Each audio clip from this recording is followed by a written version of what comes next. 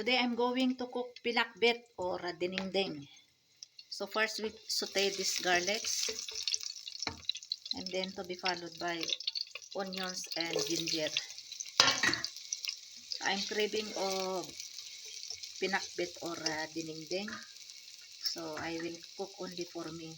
But Fatma, she like also this kind of dish, pinakbet or dinengdeng. So I have three kinds of vegetables, string beans, eggplants, and ladyfinger. But I have extra piece because I want to cook fried rice, but no more time. So bitter I will add this one. Then it's no problem. Then just I put only little oil here, just only for a saute. Now we'll put now this string beans.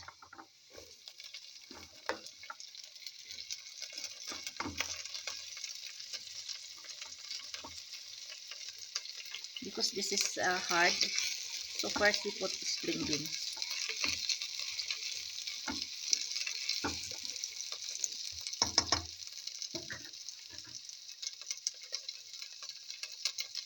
We have to cover it.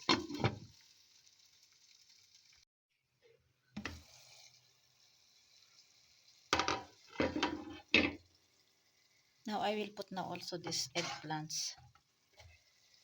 I put already also piece, little piece.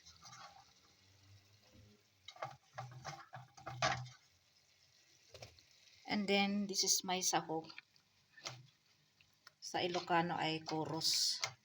Ayun ko ano tawag dito sa ano, sa Tagalog. Yung dried, ano ba, maliliit na hipon. Ito yung aking sabaw. Tapos, ano, mamaya ko na ito ilagay. Tapos, lagyan ko din ng, ano, bagoong alamang. Na, ano na ito, naluto na ito, nagisa.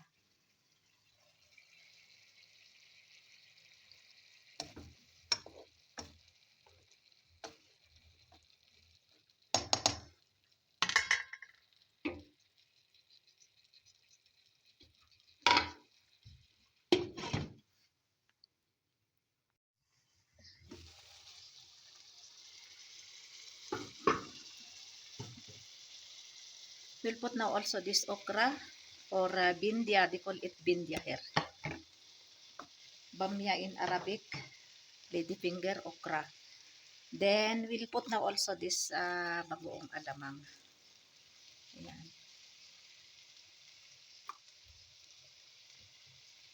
Then, we'll put now some soup or gravy because this is pinakbet.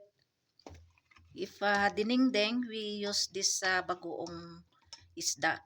So, if pinakbet, we can use bagoong alamang. But no problem, you can use also bagoong alamang for dinengdeng.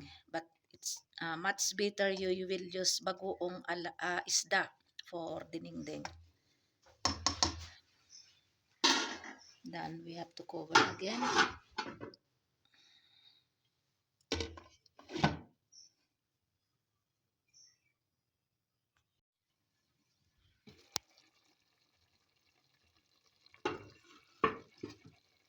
Nangangamoy ng ano, bagoong alamang.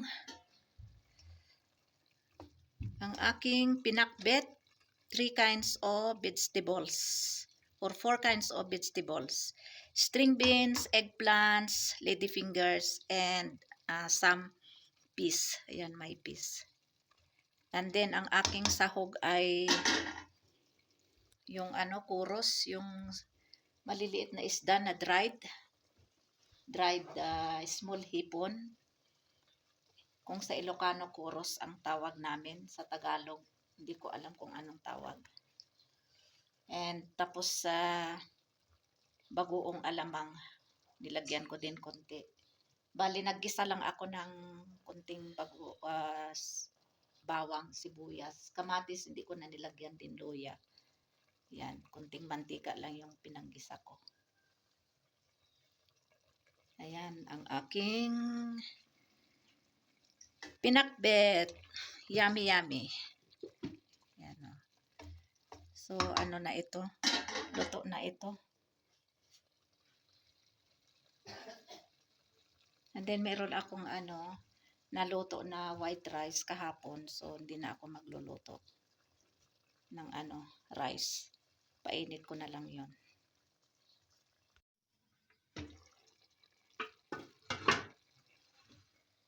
Pinakbet with 3 kinds of vegetables, string beans, ladyfingers, and eggplants.